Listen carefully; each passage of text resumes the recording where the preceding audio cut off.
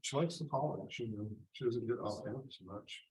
The big campus and Tucson's a little, probably not. Well, good evening, everyone. This is a work session for the Planning and Zoning Commission of Garden City.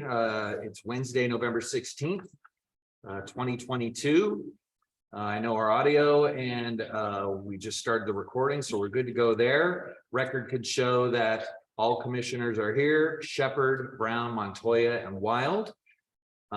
So we're just going to jump into our work session here. Jenna, I imagine you're teeing us off here.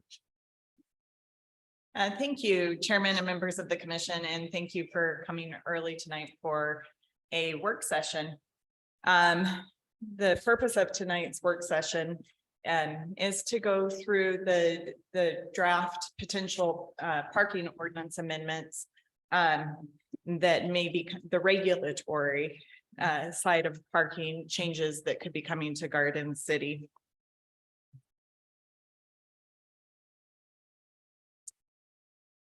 Since the code was last amended in 2008, there have been quite a few changes that affect parking in Garden City. There have been use changes, market changes, to some extent.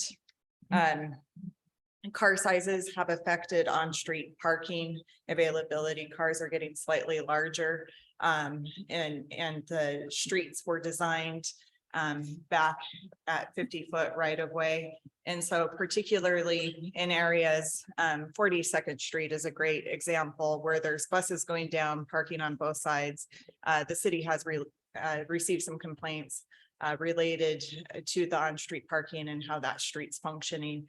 And most importantly, growth. There's been considerable growth in Garden City in the last few years.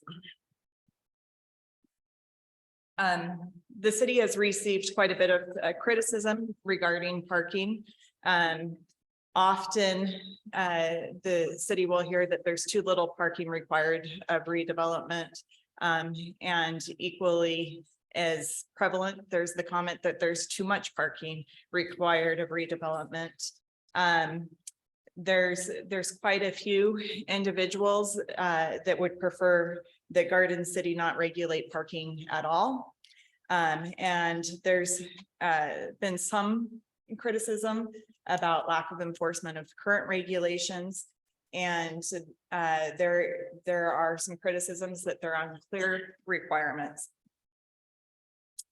This summer, the city did send out a parking survey for parking perceptions within the city. There were, I believe, 184 participants that responded to that.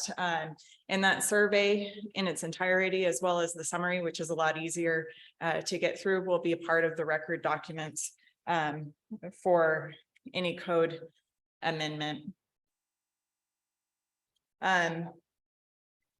This body has a little less to do with this. This would be more of a city council decision, but there are a number of strategies in addition to regulatory changes that could occur. Metered parking is something that seems to have gotten quite a bit of traction in the survey that was looked at fairly favorably, as well as comments that we're getting in during the virtual public open house. There's the ability to remove on-street parking and provide different treatments that would cause businesses and residents to park on site versus trying to utilize the on-street parking, but would give an opportunity for a much better bike system, parklets, etc. There's been a request to create permitted on-street parking zones by quite a number of people. There's been the idea floated about the city or private parking facilities. And as mentioned tonight, regulatory requirements. There is a document that's online and part of the record that's fairly thick. And aside from being written on, it's a Garden City parking review. And it does go into some of the considerations for different strategies. Considering that those that are currently utilizing on-street parking, if it's removed, may not have a location or the ability to replace that parking very easily. The programs that would be required to do permitted parking, metered parking, or off-site parking facilities, either structured or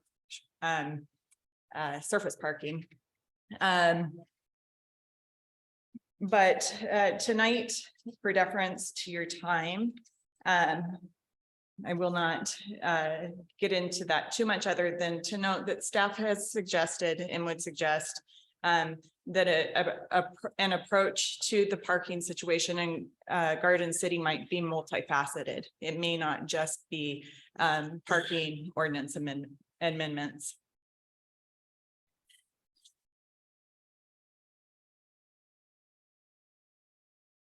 As this body knows very well, any regulatory changes would need to be citywide. And the city is dynamic.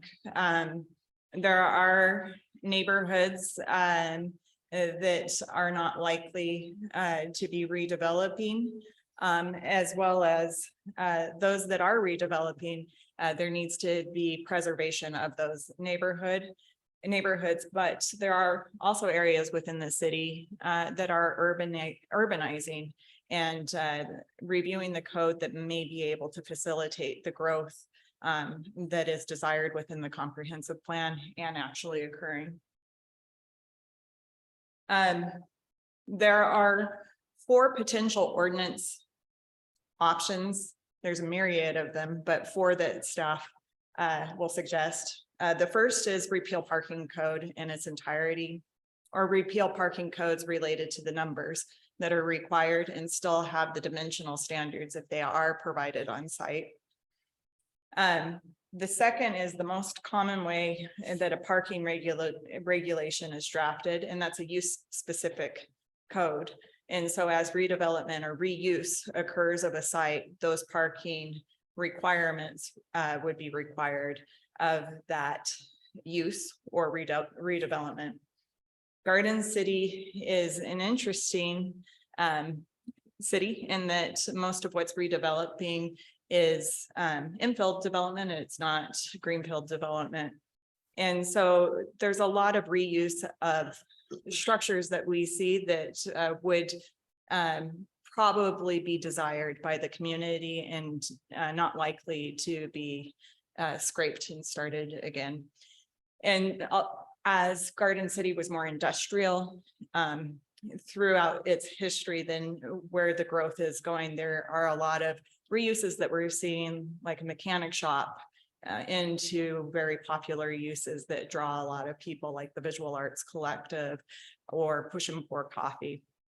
And so also administering the change on every use, every time a business would go in and out, could be quite burdensome, both for the property owner, the applicant or the tenant, as well as it would certainly create a constraint for staffing to administer those changes.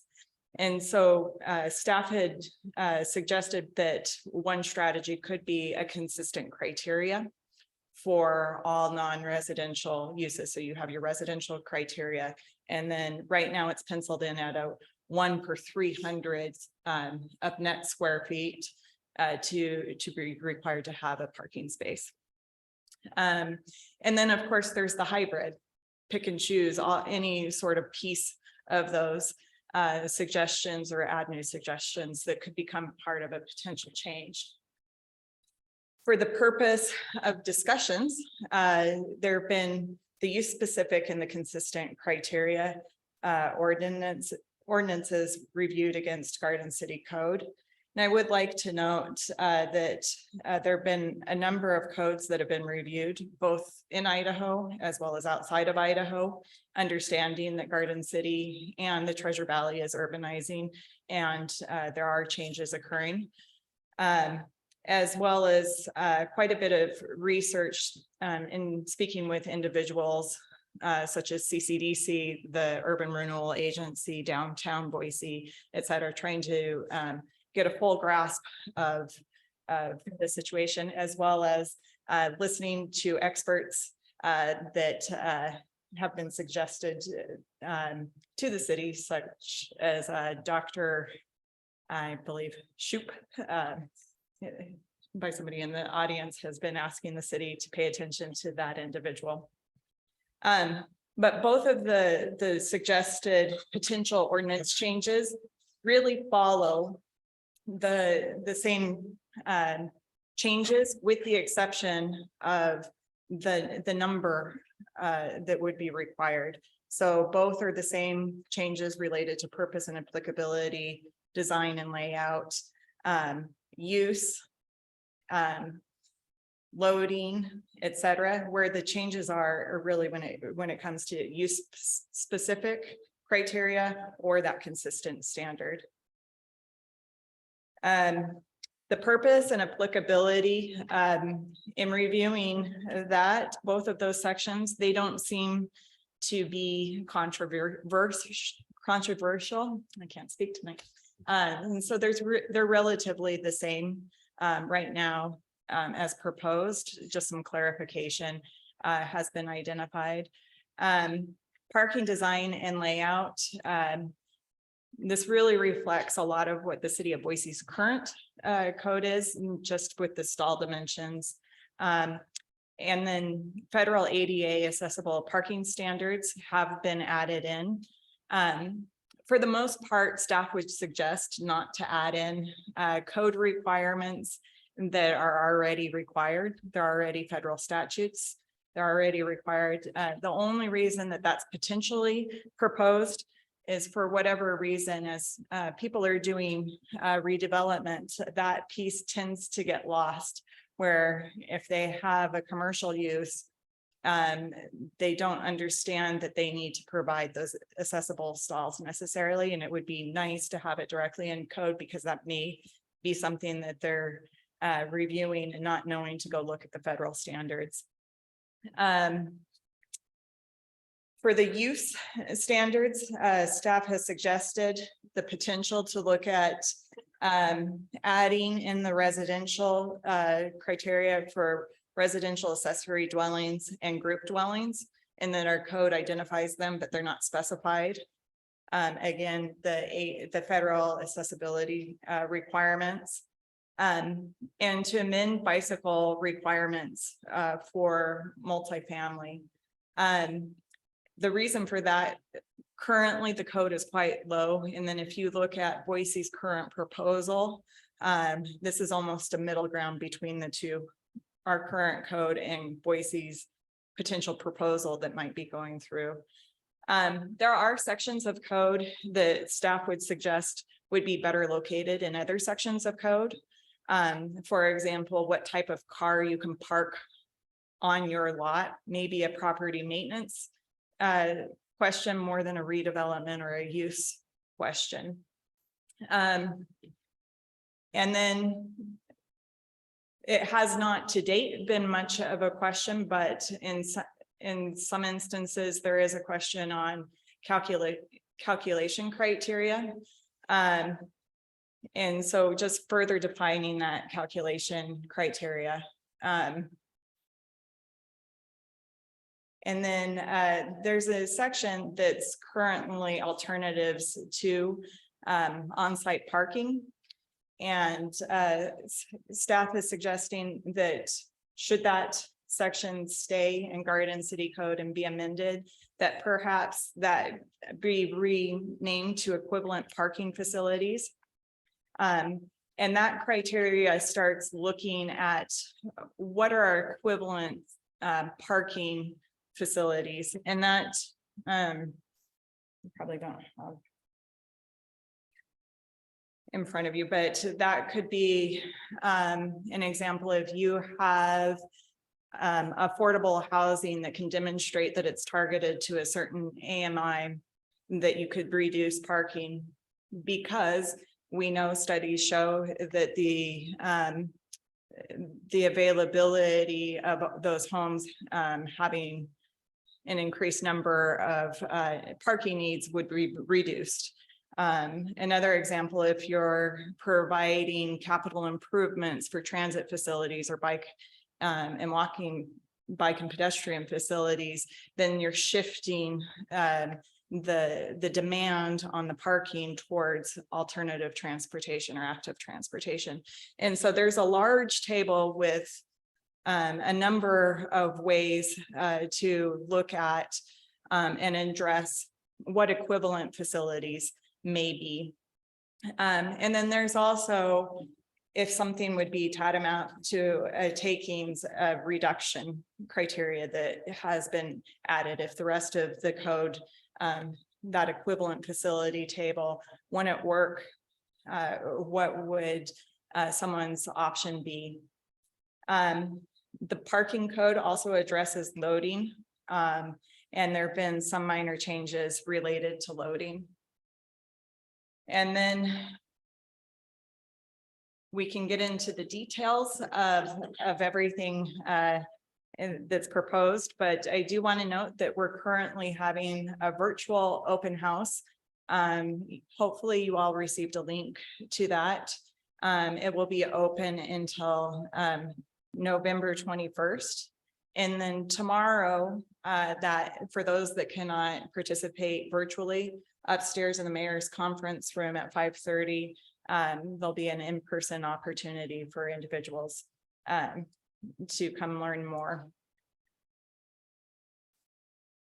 The next steps, we're having work sessions. On Monday, we had a work session with City Council and a work session with you tonight. There is that current open house that will be open, is open. And those comments will be incorporated into the record and potential amendments to the code. And then staff will continue to review these amendments, both with the decision-making bodies as well as experts. And then there's a very aggressive public hearing schedule with the proposal to have this being heard by this body next month and City Council, the first meeting in January.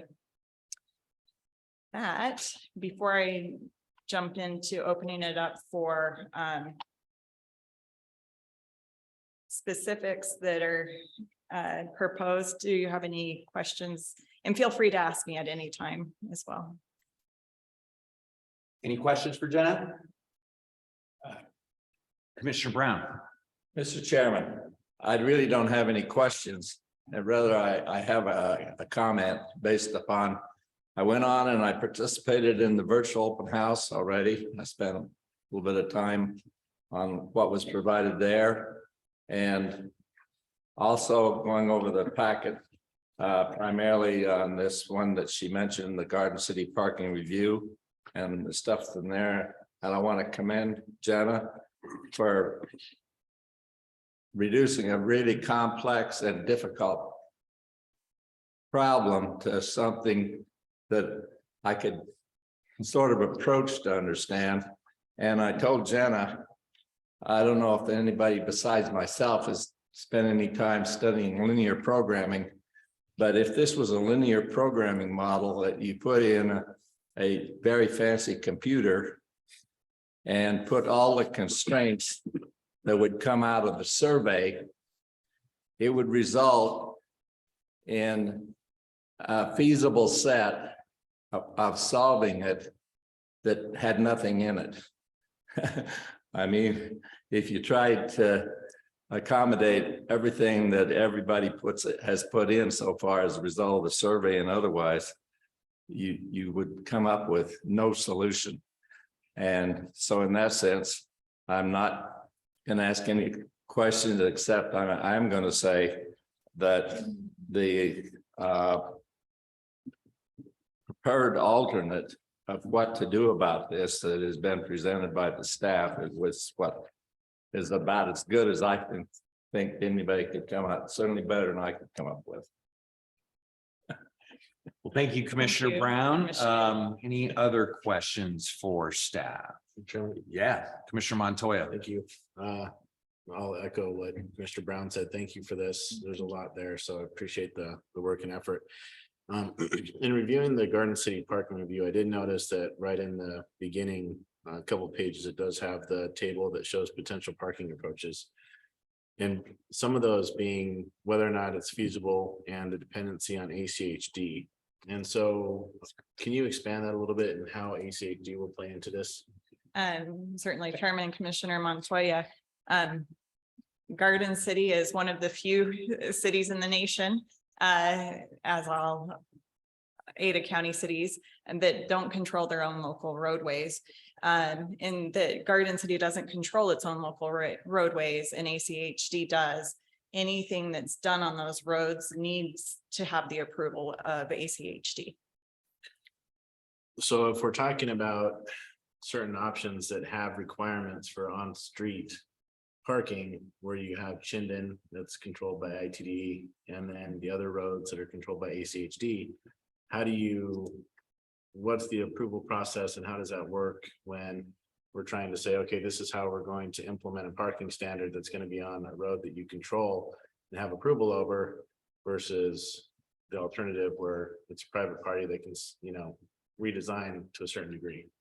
Chairman Commissioner Montoya, that's a great question. Anything that's drafted as a potential proposal does not include on-street parking. Aside from strategies that would require some sort of agreement with ACHD, such as metered parking, parking permits, etc. ACHD has long been submitting their comments related to applications that come before the city.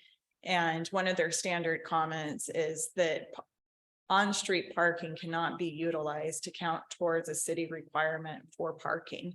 And the reason is because they may widen a road, they may do something.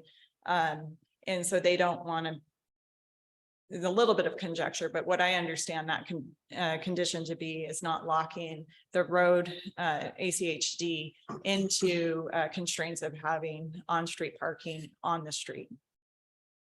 Okay, thank you. Mr. Chairman, Yeah, Commissioner Brown. given my experience, I would like to supplement that just a little bit to give an example to sort of explain why ACHD does have that rule, and it's a very pertinent example. And she correctly pointed out they may have to widen the street, and that may involve if they had committed parking, and for example, they had counted that they take parking away, and then what you've done is you allowed somebody to develop, count that, and then impose a good example is Adams Street. Adams Street, the one where I was the engineer that built it, west from Veterans. When prior to us improving the street, curbs and gutters, sidewalks, widening it, and doing that, there was parking allowed. And since that was a collector street, and as part of putting curbs and gutters in, we took away with parking.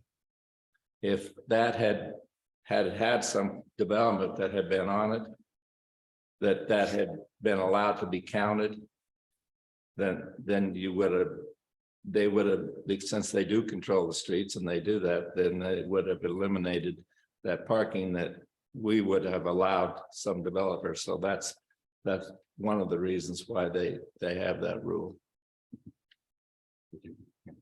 Thank you for that clarification.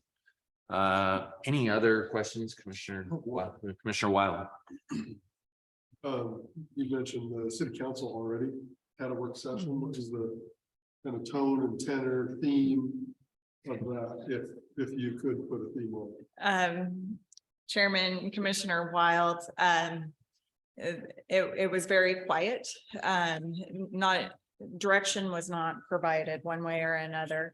I think that they are sensitive of the process that this will go through and do understand that you are a recommending body and want to hear your recommendation before they provide direction. Commissioner Shepherd, any questions for staff? I'm still trying to wrap my mind around what we were just talking about with the, thank you, Mr. Chairman, the ACHD. Like which one trumps, like if we give the developer on-street parking and code, but ACHD comes along and says, we're gonna widen your street now. I guess I'm still trying to understand that because it seems like ACHD would trump city code. Chairman, Commissioner Shepherd, and that is my understanding as well. As long as it's within the right of way, ACHD does trump the ability, the parking ability. So to me, it seems like our code should reflect that.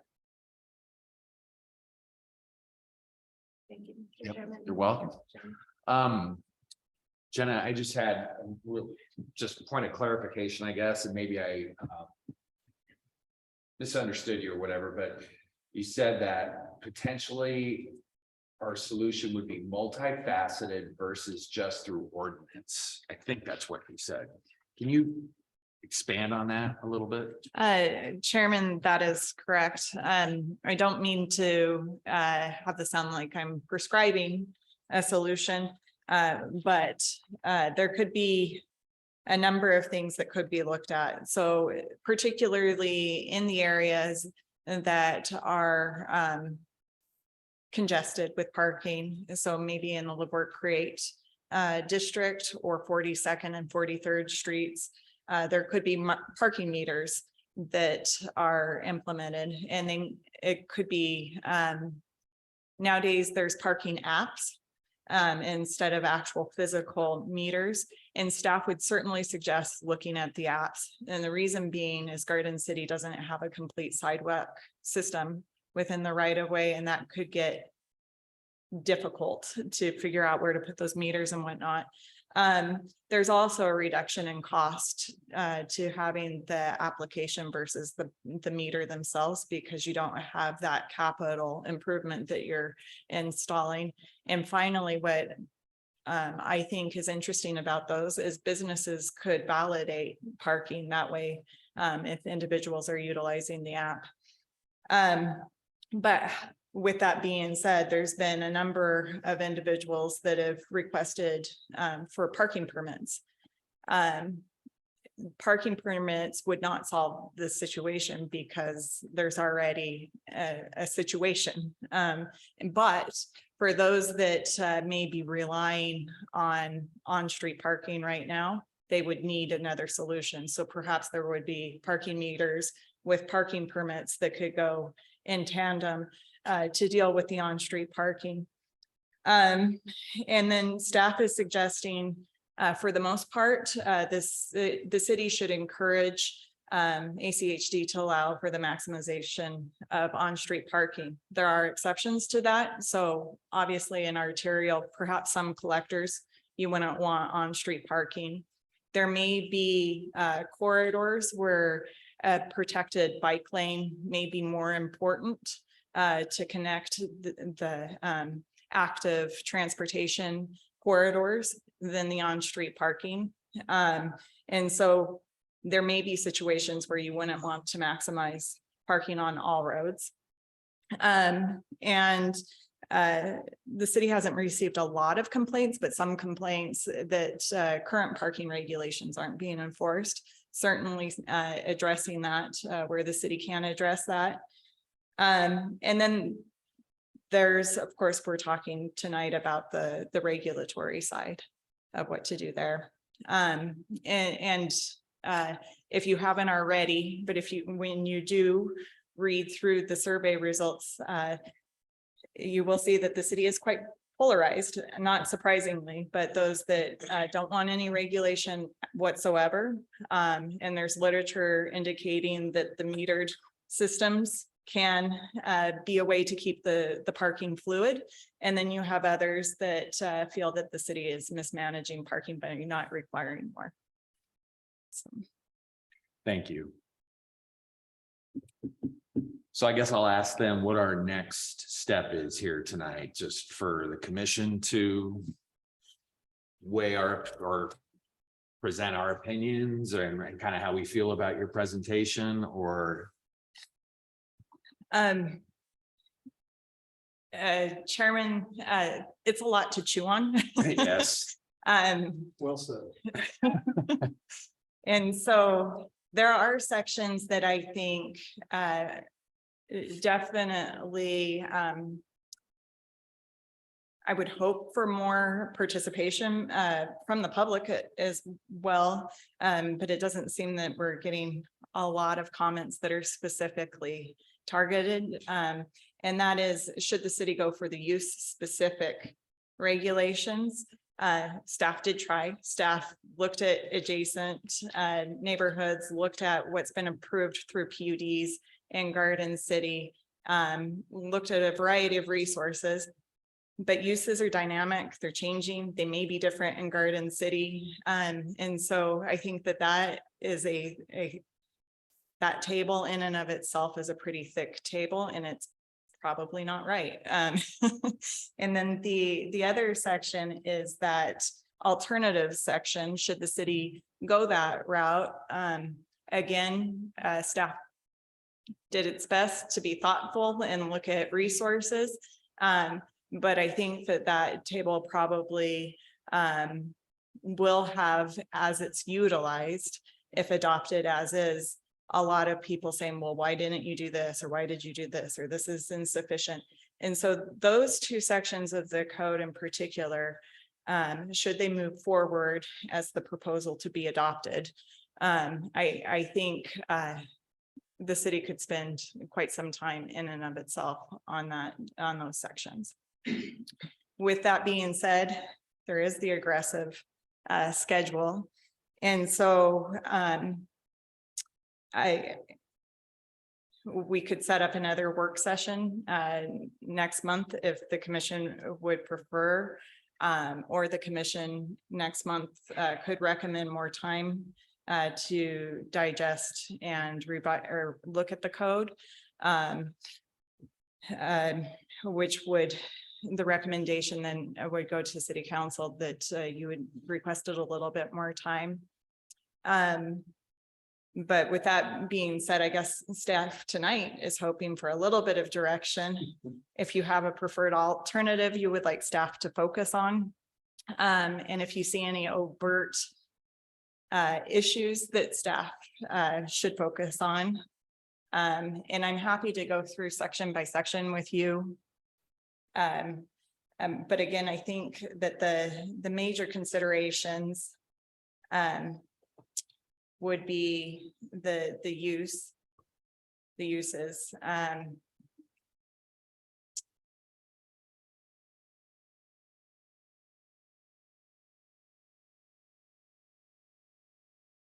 So it's Garden City Code 84D5. And then on the document, that's the parking review. Should the commission be recommending the use specific? I would, as staff recommend, really looking at that table for the different uses. And staff is happy to answer any questions.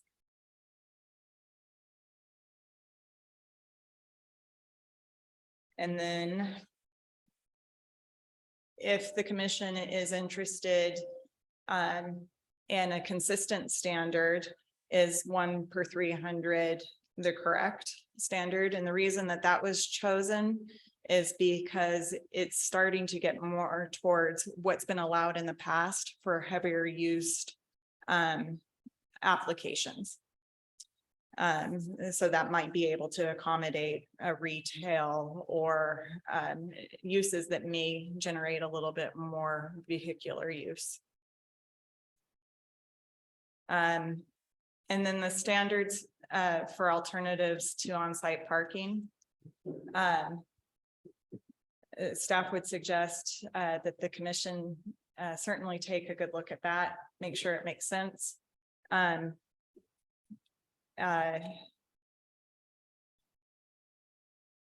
then I'm happy to go through any of those as well.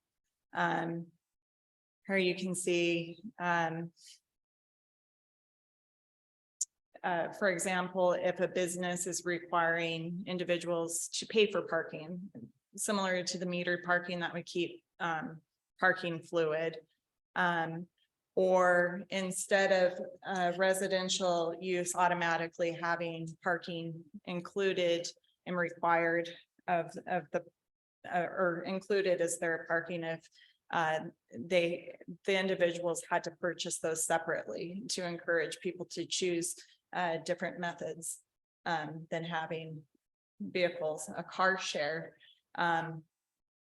mobility programs. So that may be remote work or staggering your hours for employees.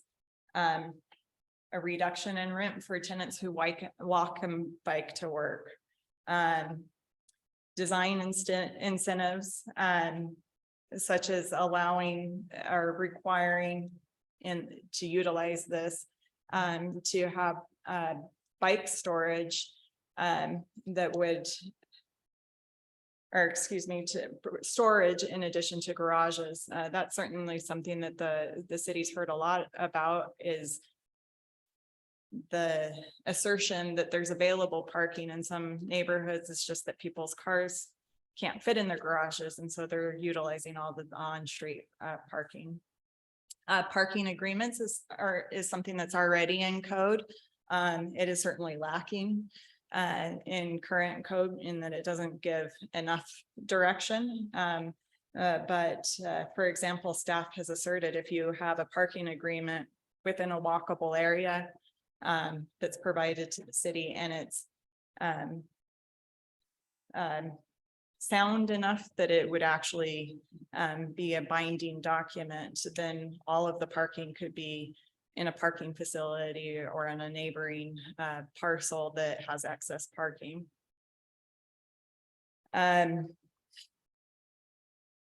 The city doesn't currently have a public parking system, but should the city ever create a public parking system structured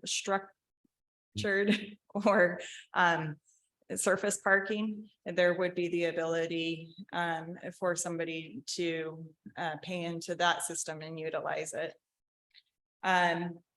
For sites that have mixed use, this somewhat follows the current proposal for the city of Boise of how they're structuring how to look at mixed uses. They have a very succinct table. When this type of use is with this type of use, this is how they're dealing with the parking. This is just more of a laundry list. How to handle those that live and work on the same site. An allowance for motorcycle parking. And it already mentioned affordable housing reduction. And then transit incentives.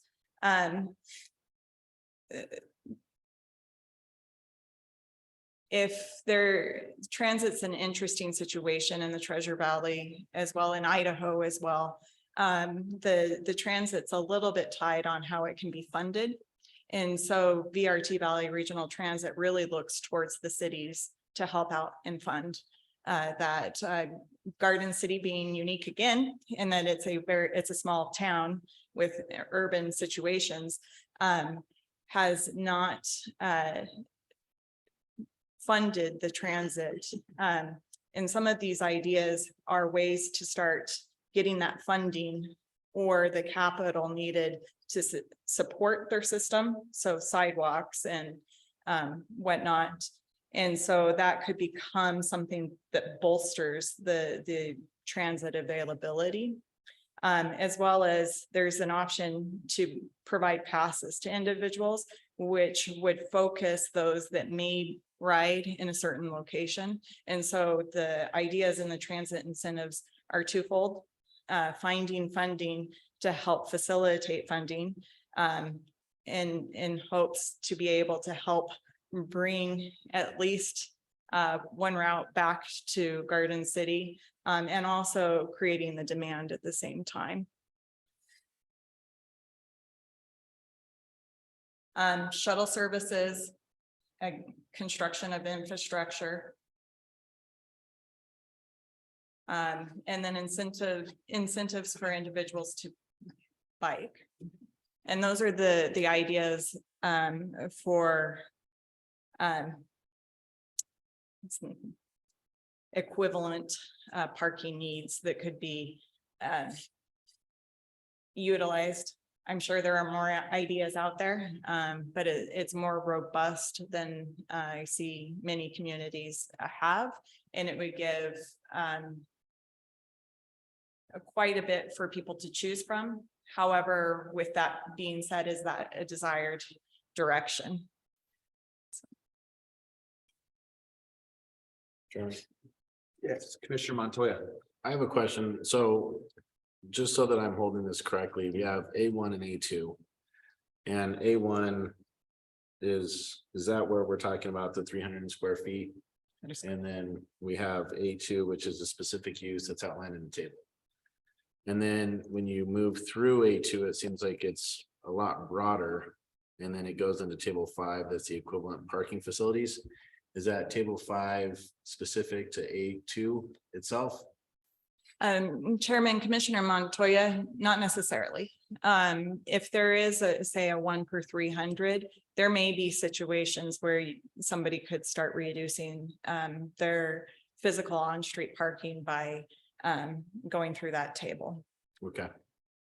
Some may not shake out as being something that would work with a 1 to 300 ratio.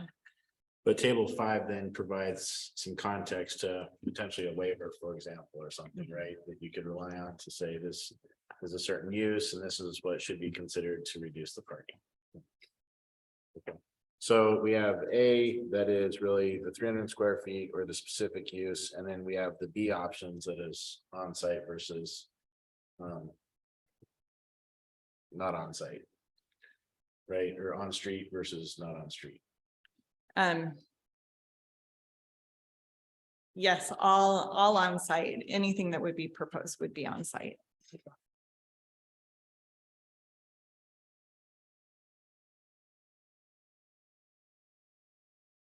Commissioner Brown, were you good? No, yeah, I was just gonna say, yeah, it's the reduction to on-site parking versus the reductions and increases on on-site parking for B, right? Chairman, Commissioner Montoya, that is correct, because under a straight consistent approach, there wouldn't be the minimums and maximums that you would be dealing with. Under the use specific table, there are minimums and maximums that have been proposed.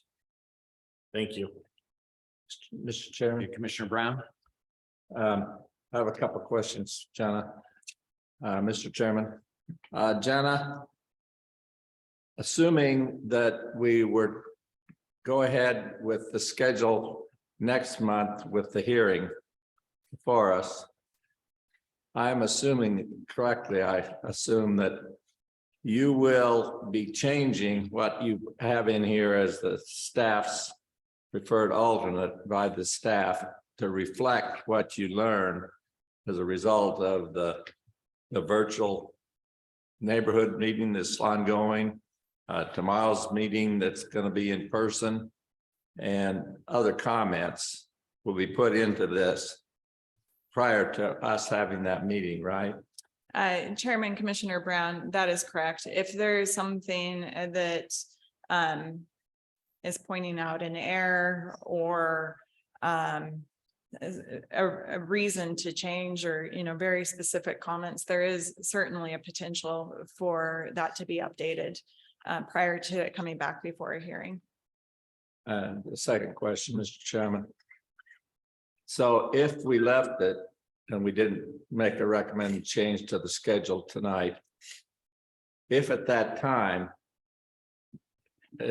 during that hearing, it became fairly obvious that we needed more time, we could at that time, it wouldn't disrupt the downstream schedule that much if at that time we decided that we wanted, rather than to go forward with a recommendation, we wanted to go for the recommendation that we change the schedule. We could do that at that time. Is that correct?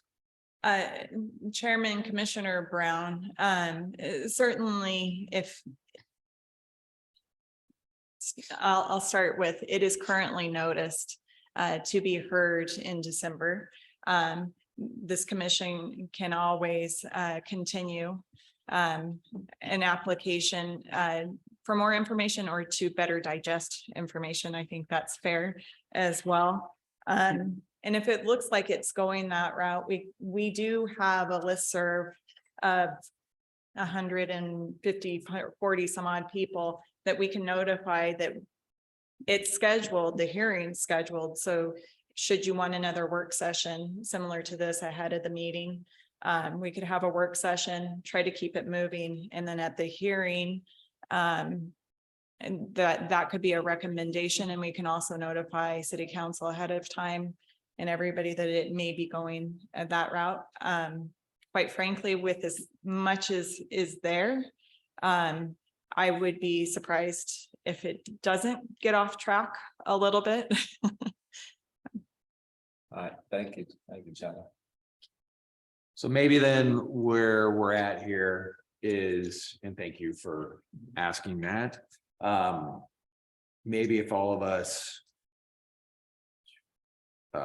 gave our perspective on how we feel about doing the public hearing in December. And then if there's anything from your review or anything you heard tonight, if there's a possible direction that a direction that you want the city to take with this task. And by all means, if there's a third thing that anybody wants to add as well, by all means, we can do that too. But it seems to me that those two things are would be helpful. So who would like to start? Yeah, Commissioner Brown. Mr. Chairman, I'll start. I think we're very likely, this is a really big deal, if you will, in my opinion, because of the complexity and what's involved with it. The special situation that we are in Garden City, as Jenna pointed out, in that, don't get me wrong, I'm not beating up on the big city next door, but Boise City has a much easier task to do with this because they have percentage wise way more of their area that they were parking is an issue that has curb gutters, sidewalks. We are stuck in the major part of, I call it the old city part, that we've been working really hard. It's developing really nice, but there's a large piece of that that's still no sidewalks. And that's where the congestion is. It makes it really difficult. And that's where also where major infill development is taking place. And so what I'm saying, I think as a result of the input that we're gonna get, I can see that necessity for another work session. And not complicated by, if it were me, I would make a recommendation tonight that recommend to the city council and that the schedule be lengthened out a little more. It really doesn't disrupt things and give us another opportunity to have another work session on this before we go to a hearing. That's my thoughts. Okay. Thank you, Commissioner Brown. Anybody else want to jump in? I agree with Kent. I think there's just so much here that I think if we rush this, and I'm with Ken, I don't think we need to push it way out, but I do think we would all benefit from another period of time to digest what's here and to give you more direction. So I would be with you on that, too. Thank you, Commissioner Shepherd. Thank you, Chairman. I agree with Commissioners Wild and Brown that it would be beneficial to have more time, maybe another work session. I also think that to do a public hearing right before the holidays might not be in the best interest of the public in terms of trying to get more people here.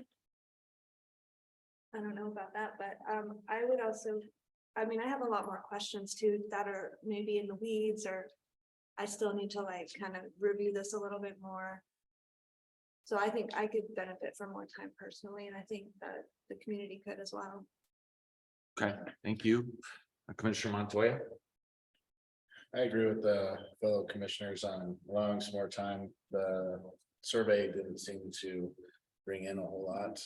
I think 140, 160 people is what responded. So it'd be nice to get more community feedback to see where this is going to affect the public. And so having them involved with the discussion is important, and it's going to affect the streets that they're driving on and where they're living. So it'd be nice to have a little bit more time to hear what they have to say before we make a recommendation. So I'd agree with holding off. Okay.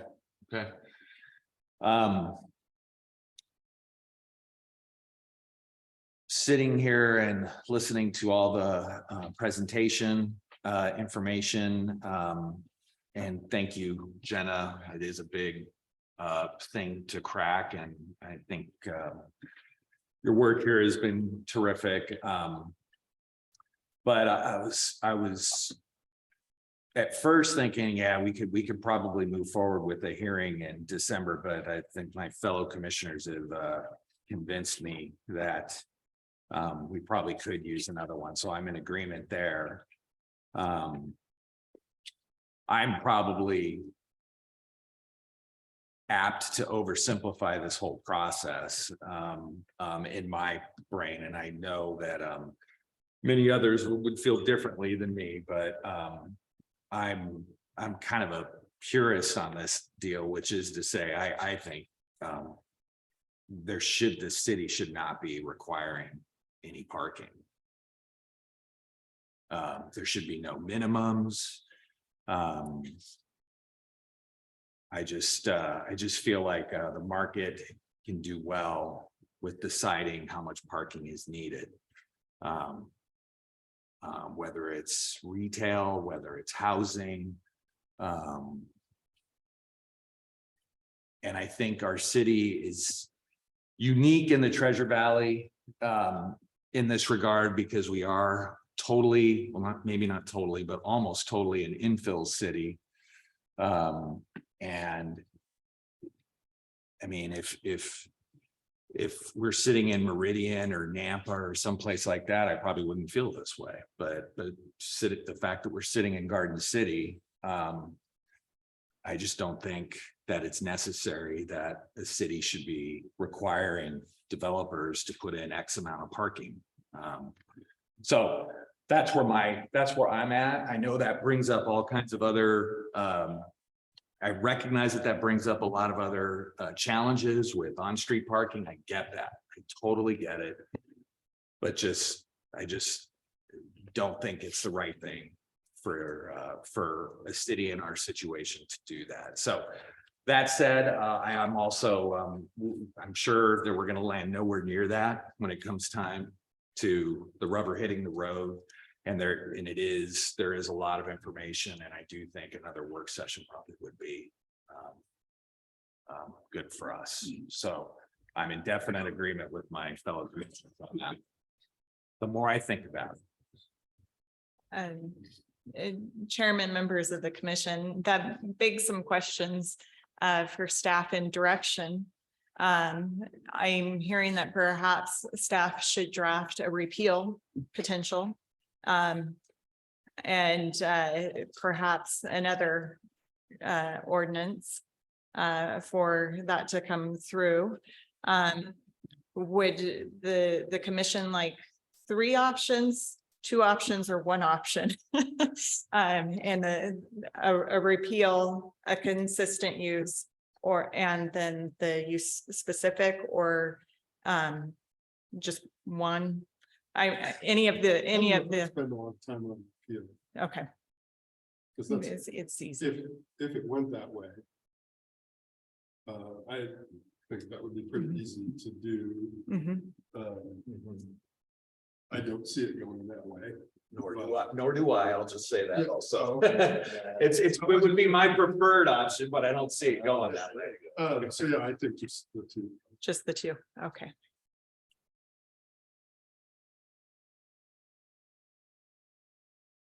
And Chairman, to Commissioner Wild, to your point, if they're both recommended for denial with a recommendation for repeal, that would, should it go that route?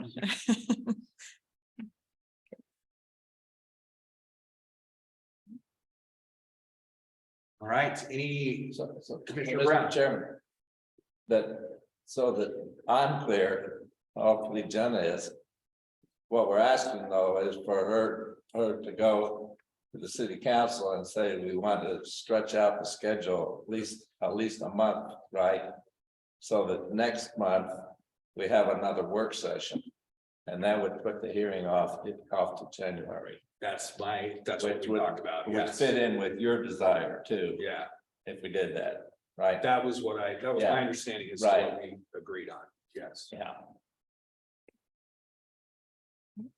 Right, anything else for staff on this topic? All right. That concludes our work session. I guess we've got a 3.5 minute break before we jump into our regular hearing. Thanks, everybody. Chairman, Commissioners, thank you. Thank you.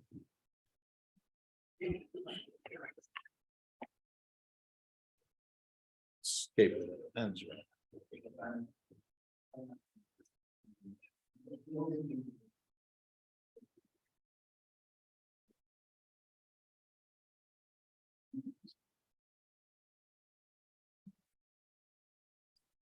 Just because I don't want to break anything, I'm leaving everything live. Good thought.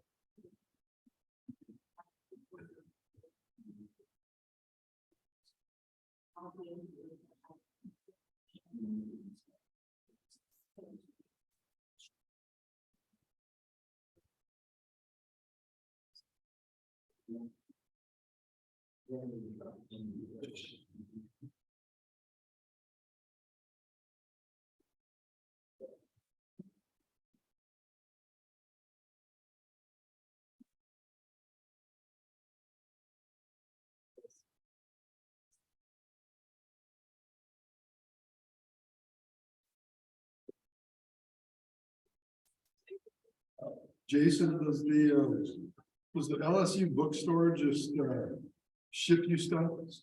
I think I do. That and online, Yeah, about half my closet, I was gonna say, I don't think I've ever seen anything but. you know, everyone's, like I said, it's only about half. Sometimes I'm not that sheet, Right. but I should always have. things. What's- My- is it LSU? Yeah, my wedding ring. I said I should. Oh, nice. Most, Did your wife go there too? she did, she went to KU. So she's. Kansas. Yeah, Kansas. She's a Kansas girl. She's from Lawrence or she's from? Well, she's from a little small town in Kansas. But she lived in Kansas City. Went to school in Kansas. Maybe you guys made it pretty far west. Those people You know, get stuck somewhere along the way. we try not to get stuck. We made the jump from Kansas City right to here. I didn't want to be stuck. I did that my whole life. It was good to get out.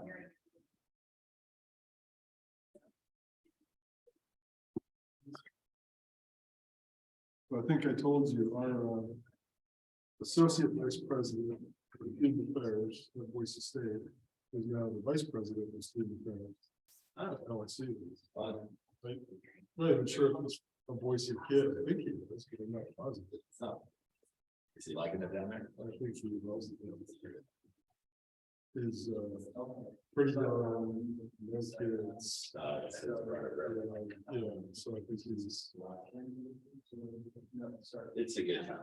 I wouldn't go back to Louisiana, but I never thought I would leave. Once I left, I was like, Kansas City, I was like, easy to get here. This Kansas City was so terrible. How long were you in Kansas City? 6 years. Okay, I lived there for 5 years too. That is terrible enough that it's, okay, now that I've moved. No, I make the jump. But had I not moved to Kansas City, I would have moved out of Louisiana.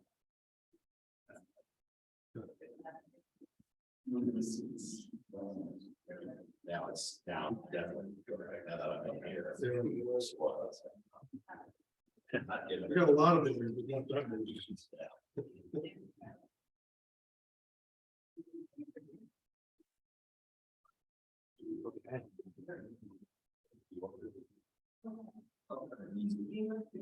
All right, so we're all back. We will jump into our regular public hearing for November 16th, 2022. Again, just reiterating, record could show all commissioners are present in the room. Commissioner Shepherd, Commissioner Brown, Commissioner Montoya, and Wild, Commissioner Wild. And we have the Pledge of Allegiance to do now. I pledge allegiance to the flag of the United States of America and to the republic for which it stands, one nation, under God, indivisible, with liberty and justice for all.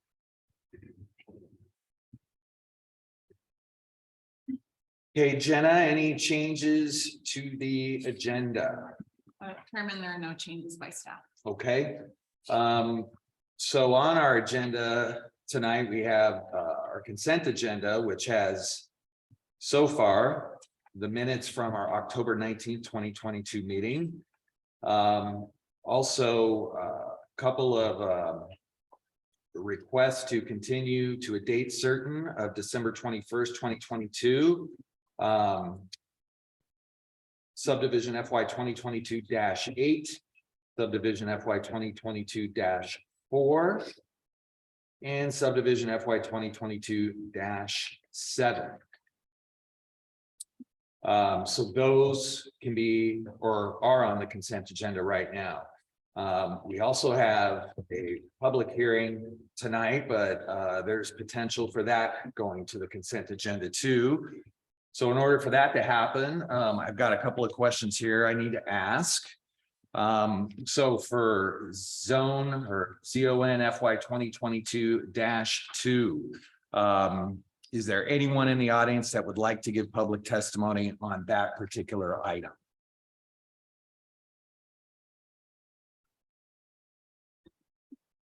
Chairman, just, okay. Yeah, if it's gonna go on. Okay. Anybody in Zoom world? It doesn't look like no hands are going up there. Okay, is the applicant present? All right. Please state your name for the record, please. Thank you. And have you had the opportunity to review the findings of fact, conclusions of law, and draft decision, including draft conditions of approval? I did receive staff. Yes. Okay, okay, and you've read them. Yes. Okay. You agree and consent to these documents in the affirmative, including all conditions of approval. Yes. Okay. Does staff or any member of the commission have any reason that they feel this item should be heard? Chairman, staff does not, but staff has one clarification on a typo in the draft potential recommendation. And that's in the decision conditions. Number one looks to be carryover from a previous application, and the intent is to rezone to C2, not staff has not recommended to rezone to an M. Okay. Or mixed use, excuse me. Okay, okay. So that will just be handled through the consent. Do we need to make a mention of that in the motion? Or is it just being?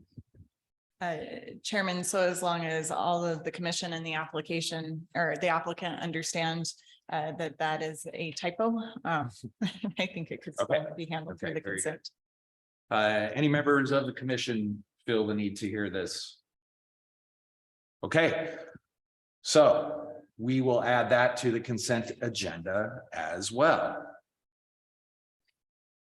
That said, I think we're ready for our motion. Mr. Chairman, Commissioner Brown, I move approval of the consent agenda, which consists of the minutes of October 19th, 2022 meeting, subdivision FY 2022 number 8, subdivision FY 2022 number 4, subdivision FY 2022 number 7, all of those being moved to a date certain of the meeting on December 21st. And adding to that zonal